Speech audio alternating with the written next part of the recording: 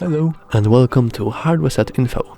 In this tutorial, I will show you how to enable installing apps from unknown sources on One UI operating system. First, you need to go into Settings, scroll all the way down and click Apps. Then you need to find your browser you are currently using. For me, it's Chrome.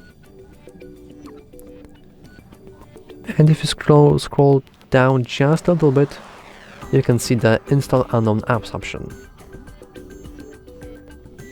Now we simply allow permission, and it's saved. Now we can install anything we like, but be careful. If you found this tutorial helpful, please remember to like and subscribe. Thank you.